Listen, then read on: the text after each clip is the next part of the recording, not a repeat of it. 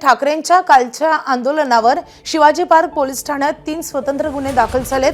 विनापरवानगी आंदोलनाचं आयोजन केल्याप्रकरणी ठाकरेंच्या आंदोलनाच्या आयोजकांवर पहिला गुन्हा दाखल झालाय, तर आंदोलनास परवानगी नसतानाही लोकांना या आंदोलनस्थळी जमण्यास आवाहन केल्याप्रकरणी दुसरा गुन्हा दाखल झालेला आहे।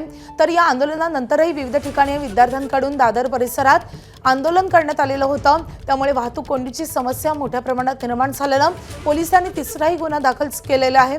या तीनही गुन्ह्यांमध्ये अद्याप कुणालाही अटक करण्यात आली नसल्याची माहिती मिळते। मात्र या आंदोलनावरून आता 3 गुन्हे दाखल झालेले आहेत। विनापरवानगी आंदोलन केल्याप्रकरणी, त्यासोबतच आंदोलकांना या ठिकाणी जमा केल्याप्रकरणी आणि तिसरा जो गुन्हा आहे तो या सगळ्या परिसरामध्ये जी वाहतूक कोंडी निर्माण झाली त्यावरून हा तिसरा गुन्हा दाखल झालेला आहे। ठाकरेंच्या शिवसेनेकडून काल आक्रमक भूमिका घेत या आंदोलनाचं आयोजन शिवाजी पार्क परिसरामध्ये करण्यात आलेलं होतं। उद्धव ठाकरे, आदित्य ठाकरेंसह ठाकरेंच्या शिवसेनेच्या प्रमुख नेत्यांनी या आंदोलनात उपस्थिती लावलेली होती।